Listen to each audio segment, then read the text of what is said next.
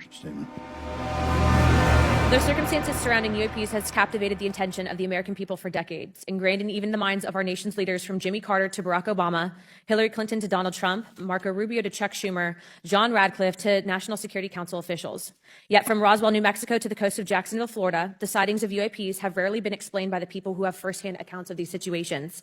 This is largely due to the lack of transparency by our own government and the failure of our elected leaders to make good on their promises to release explanations and footage and mountains of overclassified documents that continue to be hidden from the American people. This isn't just how I feel. In fact, the American people largely believe that the government has actively covered up the truth about UAPs. One poll in particular found that 68% of Americans believe that the government is hiding information about UAPs and not being honest about what we know about them. And from my personal experience, I believe the same thing. Another poll found that nearly half Americans believe that the federal government is doing a very bad or somewhat bad job of dealing with reports of UFO sightings. As Representative Burchett just referenced on the FAA bill that just went through, you can tell that that's exactly happening. Considering the thousands of testimonies and videos taken on people's phones and eyewitnesses' accounts made by credible witnesses such as doctors, pilots, scientists, and active duty service members, it is unacceptable to continue to gaslight Americans into thinking that this is not happening or that the potential of intelligent life forms exists other than humans. Even more alarming is the fact that these eyewitnesses are many times service members and have no assurance that their lives will not be negatively impacted or even harmed by their experiences. In being an active duty service member working on an airfield, I've had conversations with many pilots where they were in fear of coming forward for retribution and or being taken off flight status. How do we know this? Because the government has said nothing to assure us otherwise. They have also did nothing to calm the concerns of over 20% of Americans who have reported to have seen UFOs or UAPs. We are simply told not to question the government and that the government has it under control. Today is the first hearing of its kind where we will attempt to get down to the bottom of what is actually happening with UAPs. But we will hear from people who have had personal sightings rather than Pentagon bureaucrats who have always been sent to stonewall our investigations. Just so that the press knows and the people know, we were even denied access to a classified briefing in a SCIF prior to this hearing due to the amount of hoops that we had to jump through to grant temporary clearance to witness Grush, who has knowledge of classified information. It is time to have an open-minded discussion on this topic, to hear the evidence and understand the magnitude of what this means, not just for our nation, but for humanity. Thank you, Chairman. I yield back the rest of my time. Here, myself, Representative Burchett, and Representative Gates had attended an Air Force base, and we were blocked not only by the Pentagon but by the Department of the Air Force from seeing information, talking to witnesses. And after much arm twisting, we got some of the information. But the fact is that they answer to Congress and thus the American people. And any government entity that attempts to stonewall us is doing nothing in the vested interest of the American people.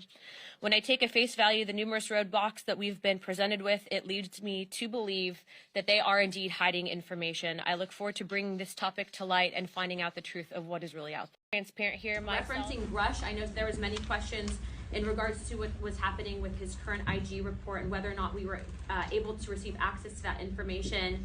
We were previously denied this. We have now received permission from him directly to go back into the SCIF to review that information. But in my short time in office, it has become very clear and evident that there is an apparent attempt an orchestrated attempt to deny us this access, and it appears that that is coming from the intelligence community. We have a rampant overclassification problem. We need the UAP Disclosure Act, which I would ask that if you see to my left, you have Representative Burchett's language, and it should be added. As we know, we do not want to go forward with fake promises to the American people. I'd also like to speak on the issue that some members have stonewalled our efforts to get transparency, and this is also unacceptable. No one member is above another, and the American people deserve to know as much about the existence in this universe as possible. They certainly have a right to know about whether or not if their safety is threatened, and most especially when it comes to our men and women defending us in the skies. This is a simple answer. Stop barring us from the truth. I think that Grush, when I had talked to him on whether these were specifically extraterrestrials or alien in origin, he said interdimensional. He refused to use certain terms, and I think that's incredibly important because I think that that's really the question we're all wanting to know, right?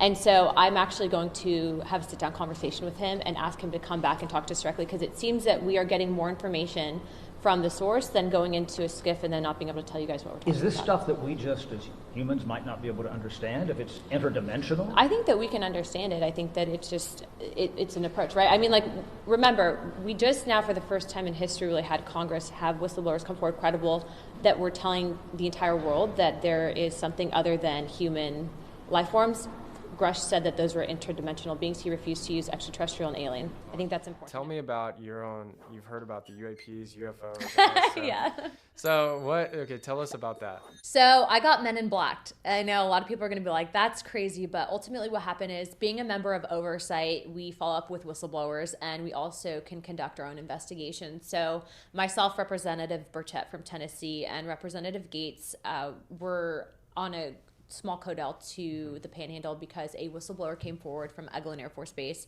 pilots to Representative Gates' office saying that the Air Force was essentially covering up UAP activity and we needed to look into it. So we coordinated the meeting.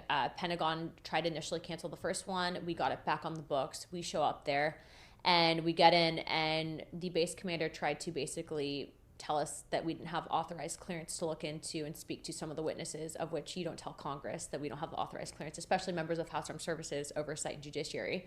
So I kind of had it out with the base commander, which is kind of funny because this guy really thought that he had it going on, and he actually, in the middle of our meeting, he took off on leave, which never happens with a delegation going to military base. But then also too, we had pretty sure people from the agency that were there as well. And so you really don't find that. I've worked at Hurlburt Field. I worked in the military for a number of years. And so why would a intelligence agency need to be there on a meeting for whistleblowers? So that happened. I can tell you, based on my investigations, not in a classified setting, that I absolutely believe that there is things that are advanced technologies not of human origin. And then we conducted the interview with David Grush. As you saw, it was one of the most widely attended congressional hearings in U.S. history. The information that was brought forward was particularly alarming because you're hearing about people that have potentially been murdered and covering up this information, and it was very interesting. So I advise everyone to watch it. Yeah, was it, so based off what, and have you received classified information or just what they said? No, yeah, we've, but I can't talk about that. Of course you can't talk about it. So what did you, before you came to Congress, did you think aliens were real?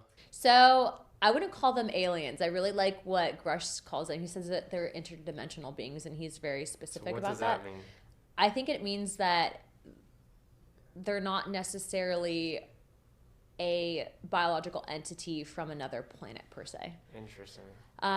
What I will say is, I share a Christian perspective on many things, and what's been interesting about this is the amount of stigma that existed previously to this cycle, but we have such a bipartisan push for transparency on this topic that they can't necessarily hide it.